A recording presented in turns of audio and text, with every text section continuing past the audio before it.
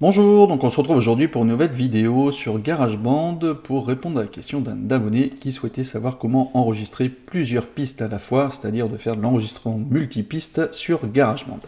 Donc c'est tout à fait possible, je vais vous le montrer directement. En chargeant donc GarageBand, je rappelle j'ai la version 10, donc on va créer un projet vide. Et alors, si c'est la première fois que vous utilisez GarageBand, par défaut, vous aurez certainement ici, dans les sources d'entrée, c'est-à-dire ce qui va servir ce qui va permettre à GarageBand de comprendre sur quelle machine il va utiliser, en l'occurrence quelle carte audio, quelle source de carte audio il va utiliser pour enregistrer le son qui va arriver. Par défaut, donc quand vous cliquez ici, vous allez dans les préférences, que vous pouvez retrouver ici d'ailleurs. Donc vous avez certainement réglage système. Moi j'ai sélectionné donc ma carte audio qui va me permettre d'enregistrer plusieurs pistes en même temps. Alors moi ma carte est limitée, néanmoins très efficace, elle fait le job par rapport à ce que j'ai besoin. C'est une audio box de USB Presonus, j'ai une entrée possible en micro et une entrée pour brancher un instrument quelconque, notamment une guitare par exemple. Donc vous sélectionnez en fait, surtout en entrée, puisque en sortie, peu importe, moi j'utilise aussi bien ma carte pour mon casque, pour l'écoute et pour enregistrer l'audio, donc moi j'ai mis ma carte aussi bien en sortie qu'en entrée. D'accord? Donc là, on va cliquer une piste audio, peu importe pour le moment.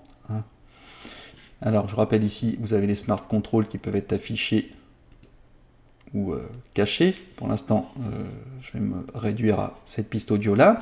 Je vais en créer une autre, par exemple, voilà, une pour le micro et une pour la guitare. Je ne sélectionne pas pour le moment, en fait, les sources d'entrée ici, parce que justement, je vais vous montrer une autre façon de procéder. Alors, je cache mes smart controls pour le moment. Donc voilà, donc j'ai une piste audio et une autre. Alors déjà, si on veut faire du multipiste, il va falloir faire apparaître en fait les petits boutons rouges comme ça d'enregistrement. Donc vous pouvez le faire ici en faisant un clic droit, configurer l'entête de piste, ou faire un Alt-T, ou sinon vous le retrouvez ici, je crois, voilà, configurer l'entête de piste. Donc si on clique ici, vous voyez qu'on peut faire plusieurs réglages concernant les pistes, et notamment faire apparaître le bouton d'enregistrement. Vous voyez qu'il apparaît. Quand je le décoche, on ne le voit pas, et quand je vais cliquer ici, il va apparaître dans le menu des pistes. Voilà. Ok. Donc là, je vais pouvoir sélectionner plusieurs enregistrements en même temps, mais avant ça, il va falloir dire sur quelle piste sera enregistrée sur quelle entrée. Je vais faire apparaître mes smart controls, donc je sélectionne ma piste audio 1, et là je vais dire dans les réglages d'enregistrement, je vais sélectionner par exemple mon entrée 1. Ok. Et sur l'autre piste, je vais sélectionner par exemple l'entrée 2. Alors évidemment, si vous avez une carte son multipiste, jusqu'à par exemple, je sais pas, du 12 pistes, et ben vous pourrez enregistrer autant de pistes que vous aurez d'entrée, tout simplement. Et après, il y a juste qu'à activer l'enregistrement.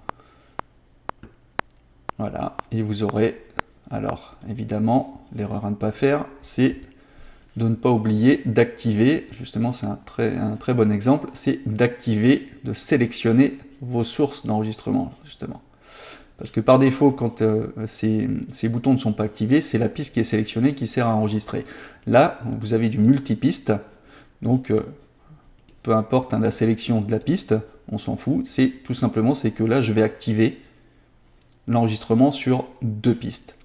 Et là, je fais mon enregistrement, et justement, là, je vais avoir l'enregistrement sur toutes les pistes. Ok ? Voilà, bon j'espère que ce tuto aura aidé l'abonné qui m'a posé la question, et peut-être vous si vous êtes en train de regarder cette vidéo. Je vous remercie de m'avoir écouté, n'hésitez pas à me laisser des commentaires, et je vous dis à bientôt pour de nouveaux tutos. Allez, ciao ciao!